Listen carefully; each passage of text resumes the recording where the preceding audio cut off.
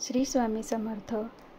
कोजागिरी पौर्णिमेला लक्ष्मीची पूजा करताना घरात लक्ष्मी मातेची मूर्ती किंवा चित्रासमोर 9 गुलाब ठेवले जातात आणि त्यासोबत श्रीसूक्त पठण केले जाते. कारण या दिवशी लक्ष्मी मातेचा जन्म झाला असून ती पृथ्वीवर फिरते आणि कोण जागं आहे असा प्रश्न विचारते असे मानले जाते. या पूजेमुळे धनसमृद्धी प्राप्त होते आणि घरात सुख शांती येते असे शास्त्रानुसार सांगितले आहे.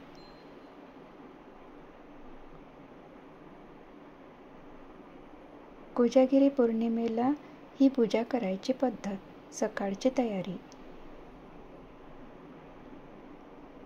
घरात सकाळी स्वच्छता करावी आणि लक्ष्मीची मूर्ती किंवा चित्र स्थापन करावे.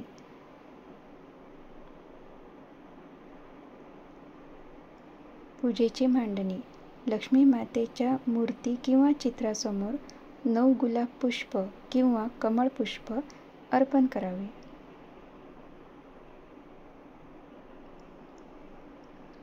तुम्ही कमळगट्टा किंवा स्फटिकाची माळ देखील वापरू शकता. पूजन आणि मंत्रपठण. सुरुवातीला गणपती पूजनाने सुरुवात करावी. त्यानंतर लक्ष्मी मातेची पूजा करून श्रीसूक्त किंवा ओम श्रीं श्रीं महालक्ष्मी नमः यासारख्या लक्ष्मी मंत्राचे पठण करावे. नऊ फुलांच्या पूजेचा भाग म्हणून प्रत्येक फूल लक्ष्मीला अर्पण करताना एक मंत्र म्हणावा किंवा एकाच मंत्राचे 9 वेळा उच्चारण करा.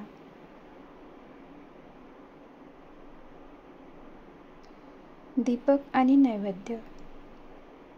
या पूजेच्या दिवशी संध्याकाळी चंद्रप्रकाशामध्ये खीर तयार करून त्याचा नैवेद्य दाखवावा.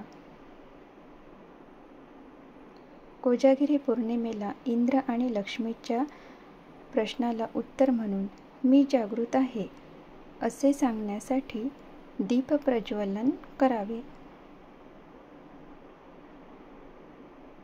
कोजागिरी पौर्णिमेच्या पूजेचा अंतिम विधी. पूजेनंतर कमीत कमी 1 दिवस खीर चंद्रप्रकाशात ठेवावी आणि दुसऱ्या दिवशी त्याचे सेवन करावे.